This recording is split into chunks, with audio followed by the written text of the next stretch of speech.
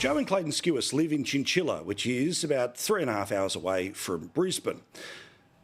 A few months ago, he collapsed in their backyard.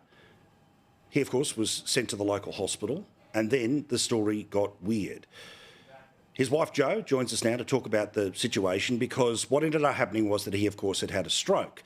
But the ability for that to be diagnosed meant you had to have a CT scanner. There wasn't one at the local regional hospital, and he ended up, I think, in Brisbane. But, of course, there were many, many hours between when he should have been diagnosed and when he finally was.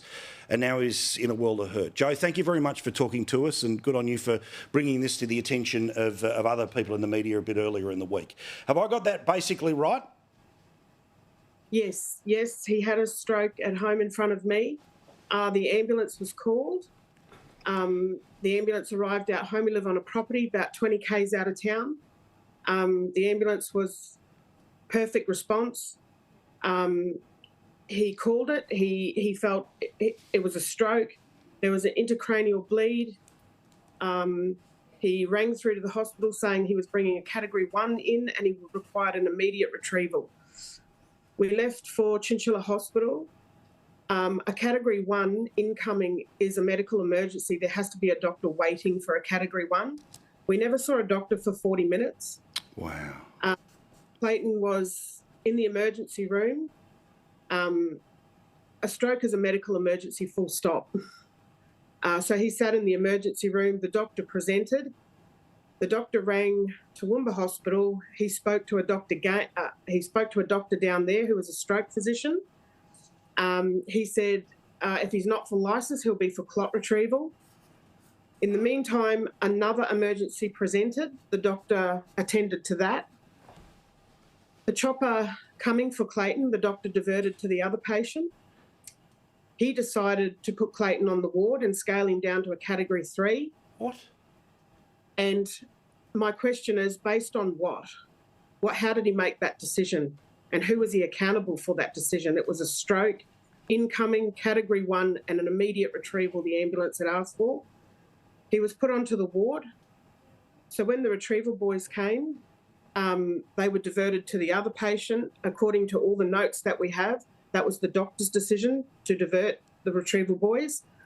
Clayton sat there for 12 hours where he effectively laid there dying in front of me. Dear God. Clayton was brought in as a GCS of 9, so that's a Glasgow coma scale, and that's how they that's a method they use to assess neurological. He was brought in as a 9. The Chinchilla Hospital pegged him at a 15, the doctor, and he was taken out by the retrieval at a 7. An intracranial bleed cannot get better. It can only stay the same or get worse. Well, and also this scenario where, there's so much detail in that. Thank you for being so open and honest with us. The idea that they could only handle one emergency at a time, let alone, as anyone knows about strokes, every minute counts. So for there to be, basically sort of an hour from call to somebody seeing in the ED, let alone the 12 hours after, this makes everything worse. And then eventually when you get somewhere, it's another 250 days that you end up squeezing through the system before he's able to get home. What would a CT scanner have done for him if it was at Chinchilla? So they had to determine what type of stroke he had had. Had he had a hemorrhagic stroke or had he had an ischemic stroke? You've got a 4-hour window for an ischemic stroke. You've got so many hours window for a hemorrhagic. He had a hemorrhagic stroke, which was a bleed. So that bleed left for 12 hours. He bled into his brain for 12 hours.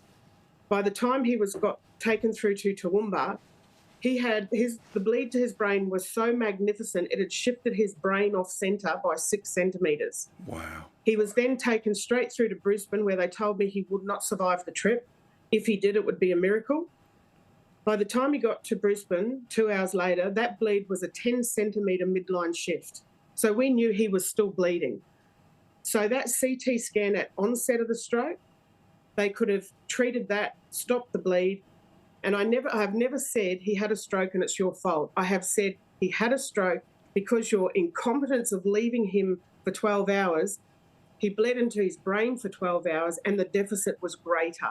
So instead of Clayton losing his whole language, his whole right side, his whole arm, he might have just lost some of it with minimal deficits. Well, but was if he wasn't bleeding into his brain, why wasn't he on a stroke ward and why wasn't he in a stroke rehab?